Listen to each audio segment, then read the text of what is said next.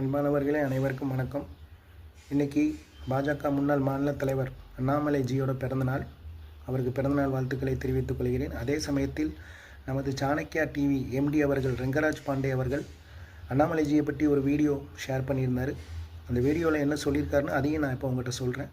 அண்ணாமலைஜி கர்நாடகாவில் பணிபுரிந்திருக்காரு. உண்மையிலே வாய்க்க தகராறுனா கர்நாடகாவுக்கும் தமிழ்நாட்டுக்கும் தான் வாய்க்க தகராறு. ஆனால் அந்த இடத்துல போய் ஒரு தமிழனாக ஒரு காவல்துறையில் பணிபுரிந்து தைரியமாக ஒழுக்கத்துடன் நேர்மையுடன் பணிபுரிந்து அங்கே ஒரு பேரும் அவர் வாங்கியிருக்காரு. கர்நாடகா சிங்கம் என்று பேர் வாங்கினார். அந்த பெருமை அண்ணாமலைஜிக்கு தான் சேரும். அதுக்கப்புறம் அங்கே ஒரு 4 போலீஸை ஒரு 50-60 பேர் ரவுடிஸ், அதாவது பப்ளிக் சேர்ந்து அடிச்சிருந்தாங்க. இந்த தகவலை அண்ணாமலைக்கு தெரிஞ்சு எஸ்பியாக பணிபுரிந்த அண்ணாமலைஜி இங்கே தட்டி கேட்காரு. இப்போ தைரியம் இருந்தால் கையை வைங்கிருந்து அந்த புகழும் அந்த வீரமும் அண்ணாமலைஜிக்கு தான் சேரும்.